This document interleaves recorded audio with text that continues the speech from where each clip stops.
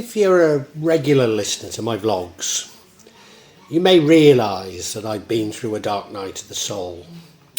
I've looked at my life and found that so much of it has been shaped by others. Now I've concluded that I'm an empath, and those who have negatively affected me are psychopaths and narcissists. Indeed, I endured 20 years of abuse by a partner who was a covert narcissist and psychopath.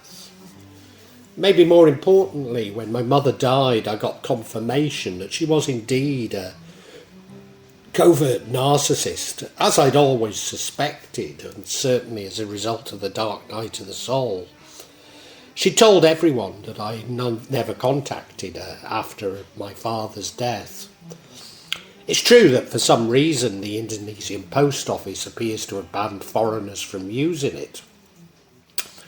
The health restrictions were such that it would be extremely difficult to visit her. I need to explain that my Indonesian residence has cost me nearly as much as my home. Yes, I could have visited the UK, but had I experienced any problems, I would have put my residence status in danger. I simply don't have the funds to begin this lengthy and expensive process again.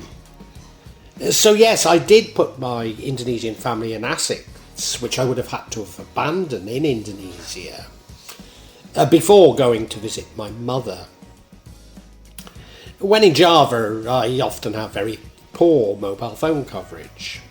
I also have regular power cuts, meaning that sometimes my phone battery runs out.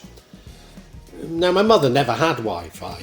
Indeed, she's never touched a computer nor a mobile phone. Nevertheless, despite her claims, I did call her every week. Sometimes it took me 5 hours to get through. At others, I would wait a day or two to call her. I'd have to, because I had no power. But I always did. My mother's family, largely my cousins and their families, the doctor and my mother's carers, believed her. They made my time in the UK very difficult. The upshot being that I never intend to return to the country of my birth. I forgive everyone, absolutely, and especially my mother. But now visiting the UK is very difficult and expensive. And I have no real reason to return.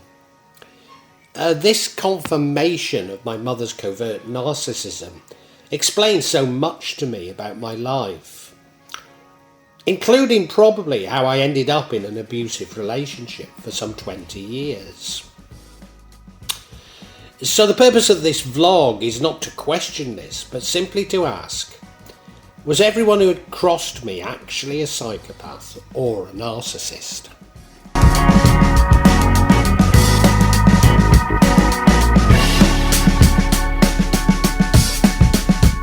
You may also have picked up on the trolls I sometimes get on this channel. Almost exclusively, this is when I talk about Shams al-Marif. Again, I've simply written off these trolls as narcissists. But I do in fact need to thank these trolls. Their arguments are so similar, follow the same pattern, as though they appear to have been well thought out to counter my own views, to such a degree that they appear to have been coordinated. But this resulted in me researching the basis of their arguments, in particular in relation to Shams al-Marif, a book which before publishing my initial vlog I only had a passing interest in. And even after this research and many vlogs, it's really not so important to my life and my beliefs. Although Ibn Arabi most certainly is. In doing so, I've been appalled that so much of their criticism is simply unfounded. It's myth. Lies, you might say. And most of those who attack me would broadly be described as Salafis. They simply call themselves Sunni and therefore claim to be the majority view of Islam. Therefore, by implication, I am either not a Sunni or not a Muslim. But the best estimate that I can find is that Salafis only represent 10% of Muslims. Now, I would be the first to agree that this is probably an underestimation, but they are the best that I can find. I too am a Sunni. Not that it really matters to me, as I simply call myself a Muslim.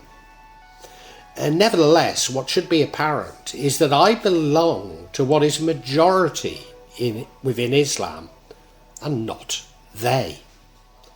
For some time I've suspected that these more conservative, and sorry, I use that, a Western concept that I use for clarity, that would be completely misunderstood within Islam, were being encouraged and shaped by outside forces. I'm aware that many of the most provocative comments on social media were actually created by bots and not real people. Now, this could simply be artificial intelligence reflecting and learning from the comments of others. But was there something more sinister? As I researched my concerns, I have indeed found connections to Western intelligence services behind, or at least active within, the Wahhabi and Salafi movements. This is especially true when looking at those organisations, and I don't think I can name them or properly describe them, but they're the organisations that are considered a threat to the world, particularly to the West. I have, of course, issued vlogs expressing these concerns, but these are demonetised, and, well, I don't want this one to be demonetised, so I hope you understand what I'm talking about. With this evidence, I have become increasingly intolerant of trolls, asking them to provide evidence of their allegations, disputing that they're actually following the Islam of Muhammad and his companions, as how could they possibly know, and disputing their legalistic interpretation of Al-Quran. Very recently, this has spilled over to me commenting on other channels. Indeed, I guess it's just that the YouTube algorithm, but I keep getting recommendations for highly provocative shorts that I consider to be extremist and bigoted. I know I shouldn't comment, and yes, I am being intolerant, the very accusation I have against those creating the shorts. Indeed, I do seek Allah's forgiveness for my actions, but above all for my thoughts.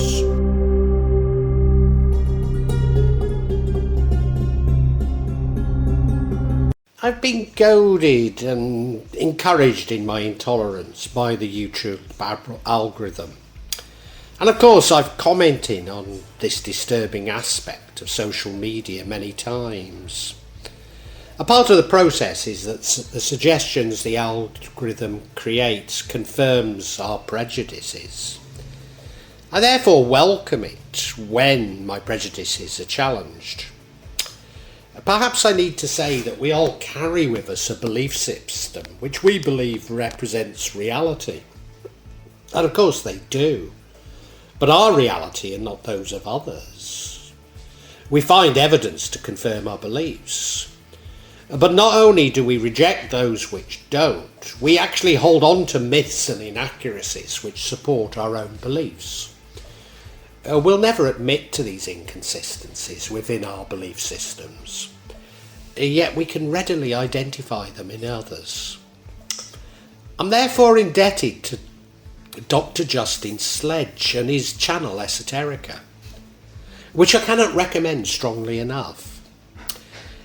He has recently done some live streams with Dr Angela Puca of Angela's Symposium, which I also recommend to you. These are related to the Frankfurt School philosopher Theodor Adorno, Yes, the very man ridiculously accused of writing the Beatles hits, and see my vlog on the Beatles and the Tavistock Institute for this. In particular, they discuss Adorno's critique of occultism. I need to declare that my own views are probably in between those of Dr Sledge and Dr Puca. Broadly speaking, Dr Sledge agrees with Adorno that the beliefs of occultism have no founding in reality, whilst Dr Puca believes them to be very real. Why am I in between? Well, despite ghosts and talking of ghosts and jinn, I actually believe them to reside in our minds. This is not me being as sceptical as it may seem, as I would argue that even what we call reality is a construct of the mind.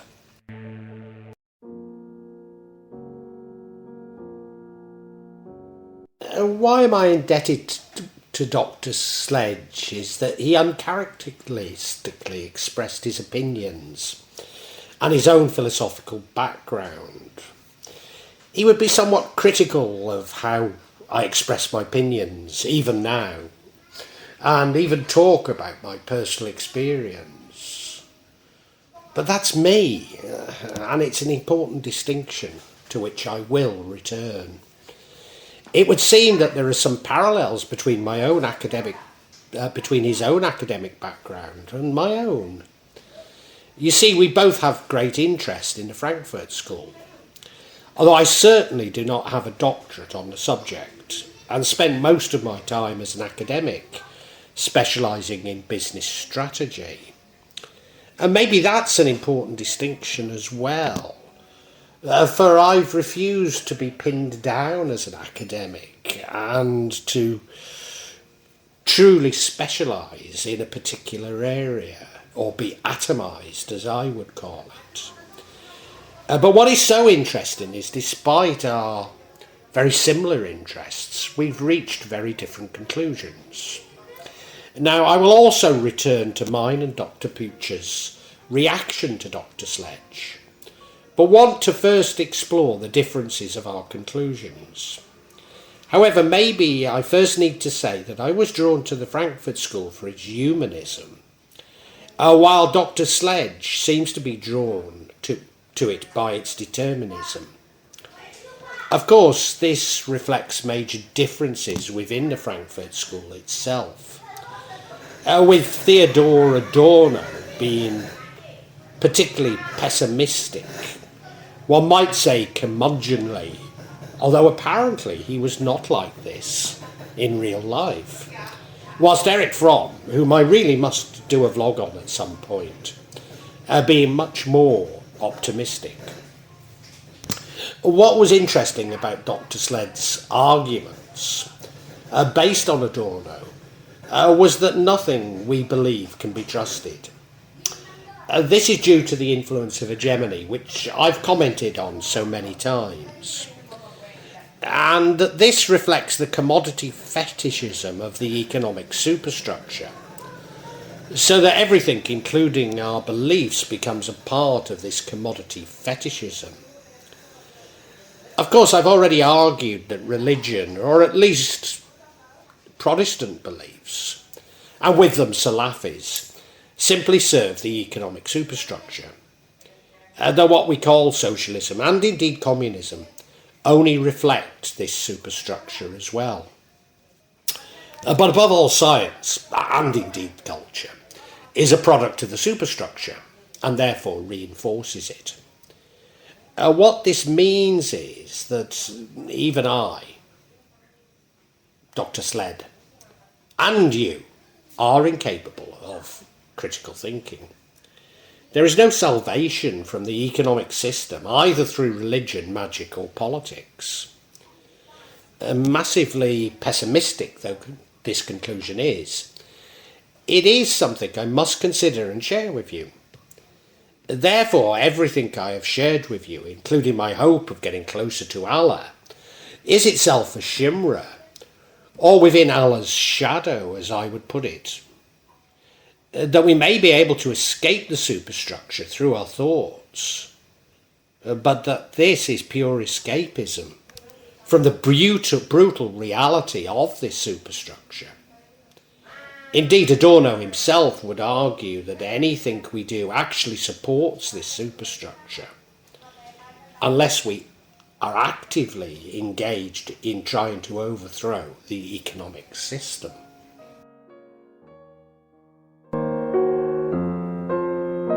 Now, I realise I've been calling him Dr Sledge all along. I think once I used the word Dr Sled, and I think he would call himself Dr Sled, and I've just realised that it's a difference in how Brits, or certainly Northern Brits, and Americans would just say the word. So I'm going to try and call him Dr Sled, but forgive me, I was brought up to say Sledge. So I must say that I was a little shocked at how deterministic Dr Sled was, as indeed was Dr Puca. Shocked by Dr Sled because Dr Sled is not at all authoritarian, or at least he doesn't seem it, and seems to display deeply humanistic characteristics. But neither of us could really comprehend where he was coming from. Now, I'd previously been aware that Dr Sled had little time for Carl Jung, whom I love. But one of my subscribers, Theron Redgardist, asked me to issue a vlog on Karl Marx. As a vlog on Karl Marx really doesn't fit into this channel, I looked for a potential angle on this, and I noticed some similarities between Marx's thoughts on Neoplatonism, and I hypothesised that this came from a knowledge Marx may have had of Kabbalah. Now, I mentioned this to Dr Sled, and he was very dismissive, probably with good reason. Although Marx had a Jewish heritage, as indeed many philosophers do. Indeed, he even came from a rabbinical family. However, as Dr Sled rightly pointed out, Marx's father had converted him to evangelical Christianity, which, he later rejected. Furthermore, that Marx was somewhat anti-Semitic.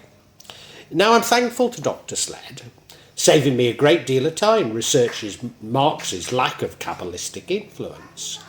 And sorry, Theron Redgardist, I need to look for another angle on this, but I will keep looking. I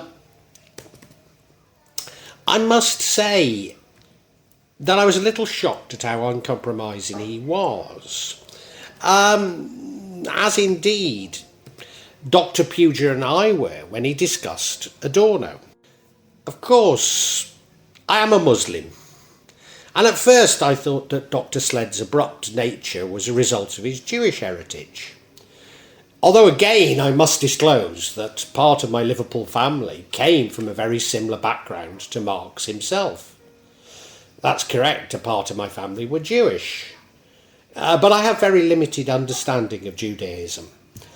In fact, Dr Sled had previously expressed an appreciation for Jewish jurisprudence, but I'd simply interpret this as something common to many Jews.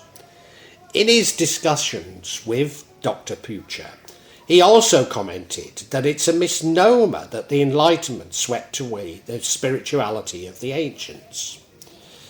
And I have to admit that this is factually true. But as you know, I see the Enlightenment as the beginning of a set of beliefs in which I now believe us to be unable to contemplate beyond the hegemony I speak of.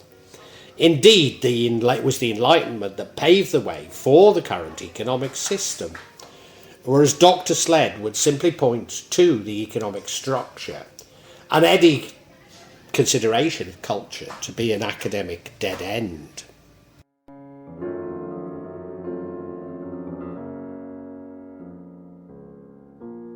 What really surprised me, and I believe Dr Puca, was that we both deeply admire Dr Sled.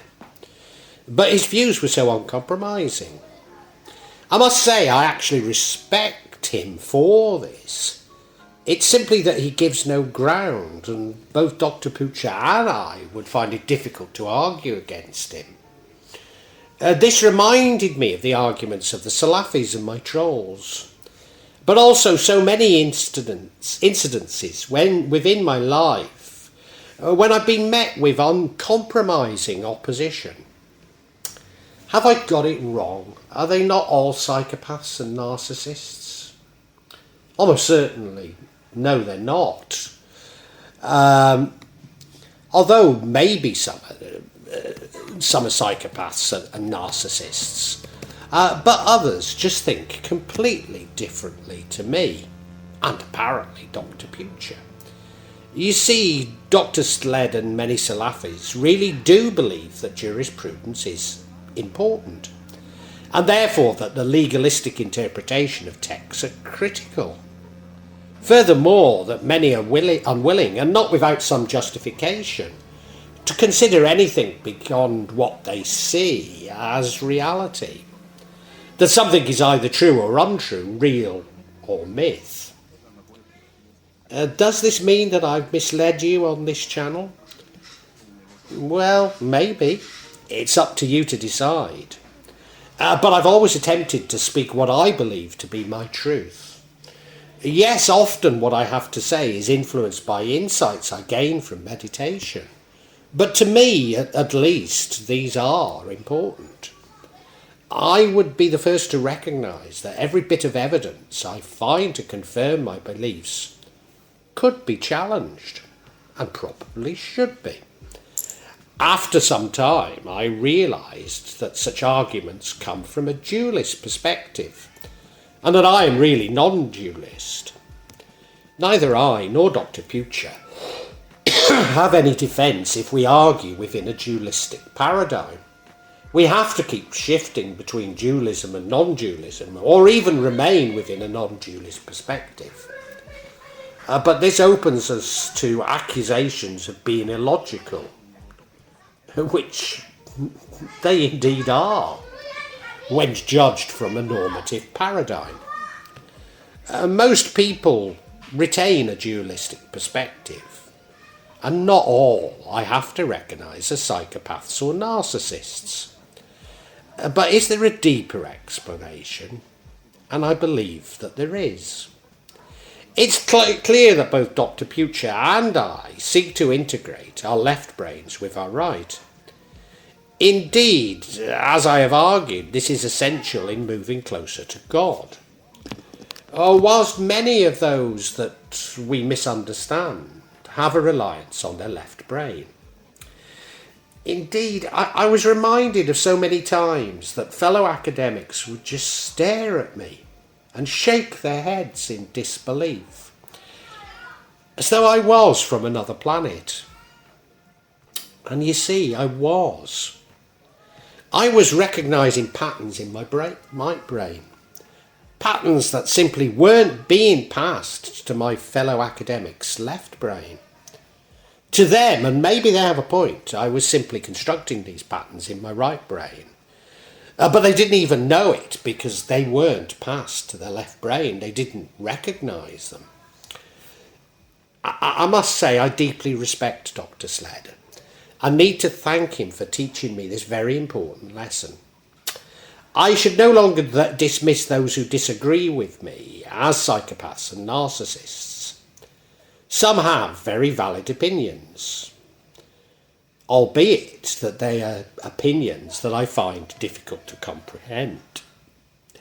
But as I have argued, understanding and indeed loving all is critical to my beliefs and what I see as my mission on earth.